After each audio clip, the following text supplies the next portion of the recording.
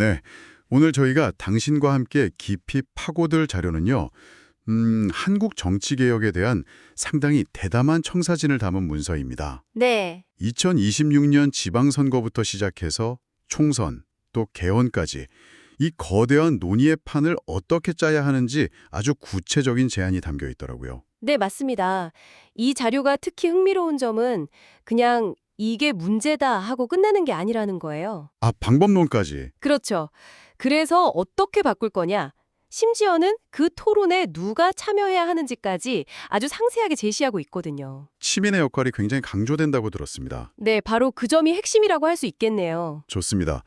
단순히 선거법을 고치는 걸 넘어서 뭐랄까 정치개혁이라는 과정 자체를 어떻게 설계할 것인가에 대한 이야기군요. 네.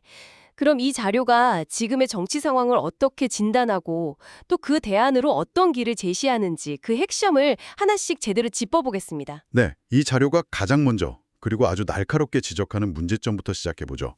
역시나 위성정당 문제입니다. 맞습니다. 거의 뭐 한국 민주주의를 후퇴시킨 주범이다 이렇게까지 지목을 하던데요. 네. 그런데 사실 위성정당이라는 말이 익숙하면서도 그 실체가 정확히 뭐였는지 좀 헷갈릴 수 있잖아요. 그렇죠. 그냥 나쁜 거, 꼼수 이 정도로만 아는 분들도 많을 거예요. 자료에 따르면요. 2020년 총선을 앞두고 거대 양당이 새로 도입된 준연동형 비례대표제, 이 제도의 허점을 파고든 겁니다. 아, 그 취지는 좋았던 제도. 네. 비례개표 의석만을 노리고 만든 사실상 이름만 다르고 본체랑 똑같은 정당. 바로 이걸 극조해낸 거죠. 이 자료는 이 행위를 졸속 창당이자 K민주주의의 후퇴라고 아주 강하게 규정하고 있습니다. 그러니까 유권자의 표심을 제대로 반영하자는 좋은 취지의 제도를 오히려 자기들 의석수를 더 챙기려고 꼼수로 악용했다 이 말이군요. 바로 그겁니다. 단기적인 의석수 확보라는 정말 눈앞의 이익을 위해서 선거제도의 근본 원칙을 훼손했다. 이렇게 보는 거죠. 그리고 이 자료는 여기서 멈추지 않고요. 이 꼬여버린 실타래를 풀 해법으로 아주 인상적인 해외 사례 하나를 제시합니다. 바로 뉴질랜드 이야기죠. 네, 맞습니다. 저도 그 부분이 가장 흥미로웠습니다. 사실 정치개혁을 정치인한테 맡기는 게 얼마나 어려운지 우리 모두 체감하고 있잖아요. 그렇죠. 뉴질랜드는 대체 뭐가 달랐던 겁니까? 핵심은 바로 개혁의 주체가 달랐다는 겁니다. 1990년대 초 뉴질랜드는 우리에게도 익숙한 소위 승자 독식 지역구 제도를 가지고 있었어요. 아, 한 표라도 더 얻으면 그 지역구의 모든 걸 가져가는 구조? 네, 바로 그거죠.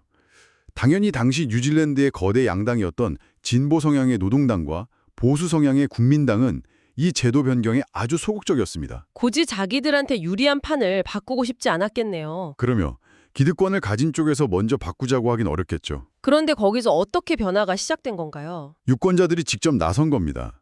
아, 정치인들에게만 맡겨선 안 되겠다. 이런 공감대가 형성이 된 거죠. 그 동력이 어느 정도였는지 궁금한데요. 네, 그냥 뭐 시위 좀 한 수준이 아니라 실제로 제도를 바꿀 만큼 강력했는지 그걸 보여주는 구체적인 데이터 같은 게 있나요? 그 결과는 정말 압도적이었습니다. 자료에 나온 수치를 보면요.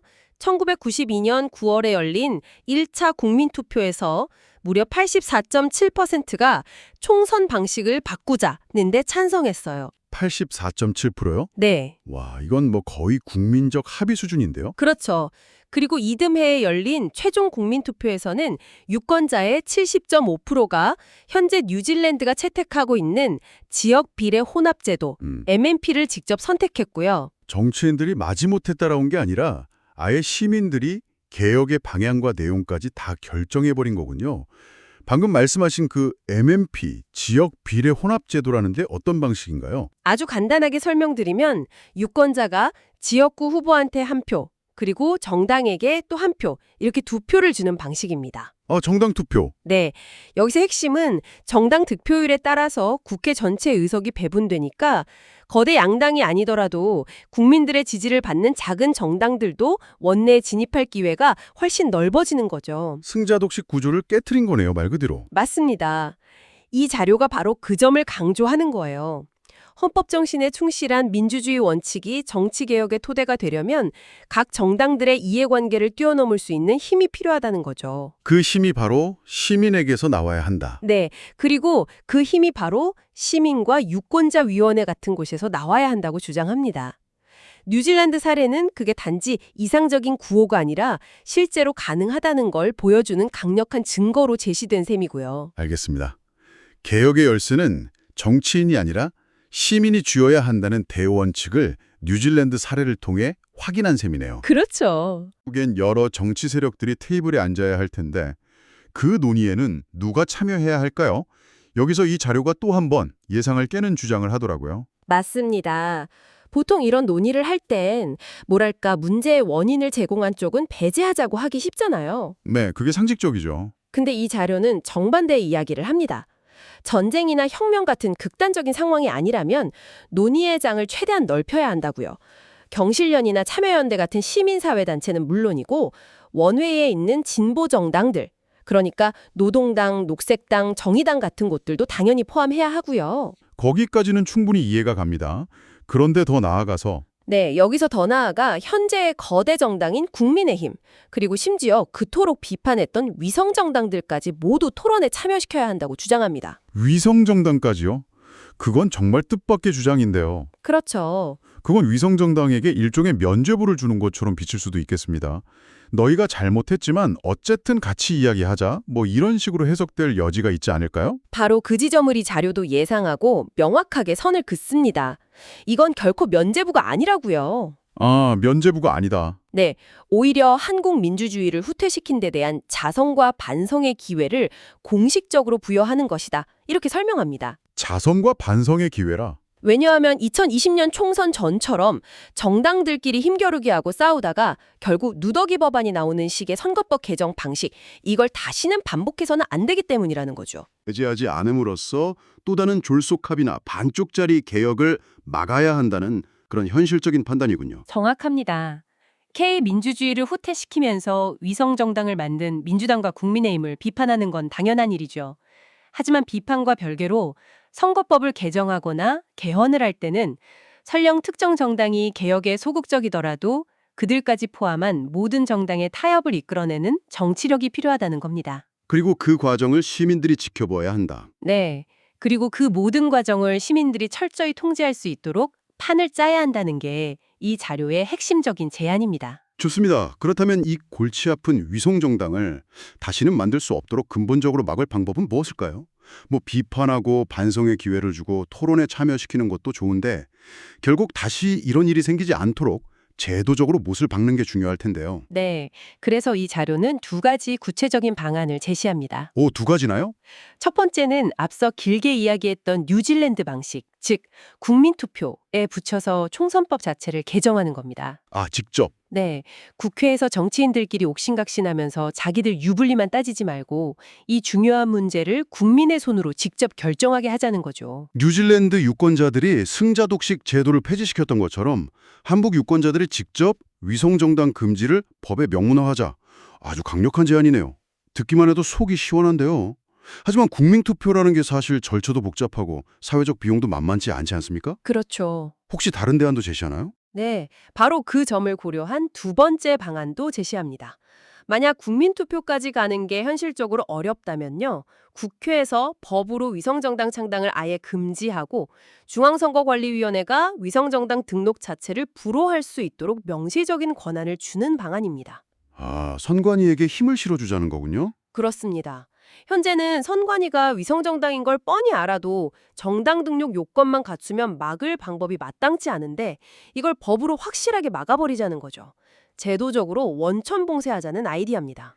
두 가지 방법 모두 위성정당이라는 편법이 다시는 발붙이지 못하게 하자는 강력한 의지가 담겨 있네요. 네. 국민이 직접 결정하든 아니면 법으로 명확하게 금지하든 다시는 이런 식으로 선거제도가 희화화되는 일은 없어야 한다는 거군요. 그렇죠. 지금까지 위성정당이라는 문제의 진단부터 뉴질랜드 사례, 그리고 모두를 포함하는 토론의 원칙과 구체적인 해결 방안까지 살펴봤는데요.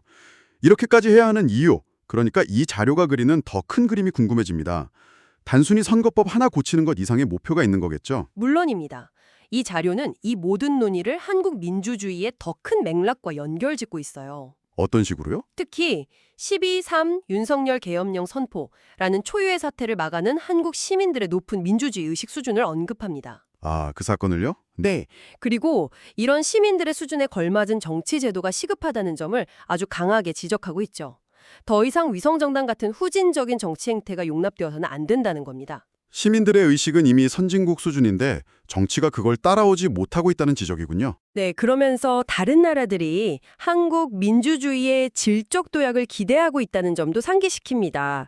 이런 국내외의 기대에 부응하기 위해서라도 이 자료는 현 민주당, 그리고 자료의 표현을 그대로 빌리자면 향후 들어설 수 있는 이재명 정부가 위성정당을 법적으로 원천적으로 폐지하는 데 앞장서야 한다는 촉구까지 담고 있습니다. 특정 정치 세력에게 부채절은 책임을 요구하고 있군요. 여기서 한 걸음 더 나아가서 이 자료는 미래에 대한 예측도 담고 있습니다.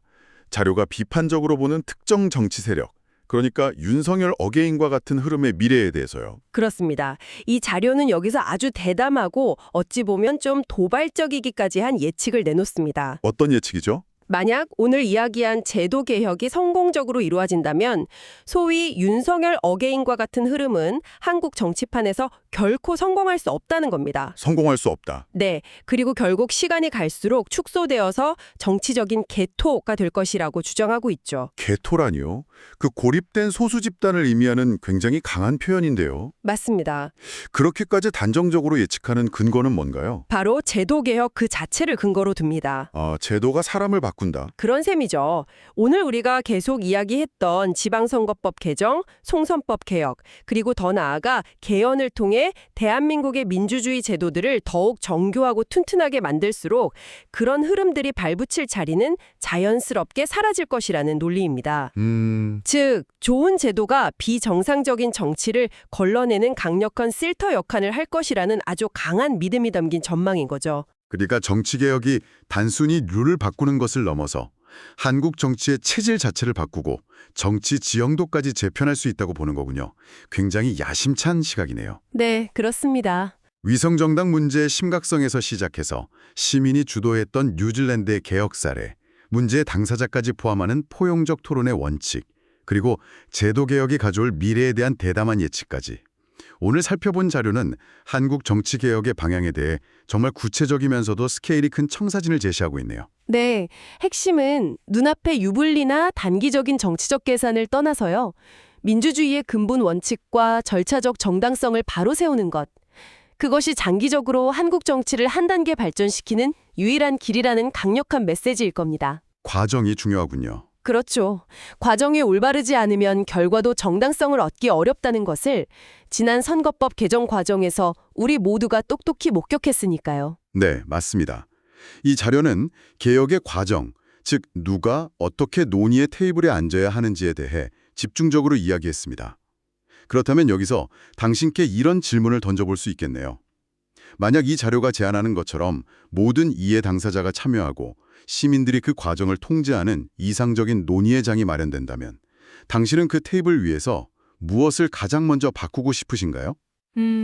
위성정당을 낳은 선거제도의 구체적인 규칙인가요? 아니면 대통령제나 내각제 같은 정부의 구조 자체인가요? 당신의 삶에 가장 큰 영향을 미칠 단 하나의 변화는 무엇일지 한번 생각해 보시는 건 어떨까요?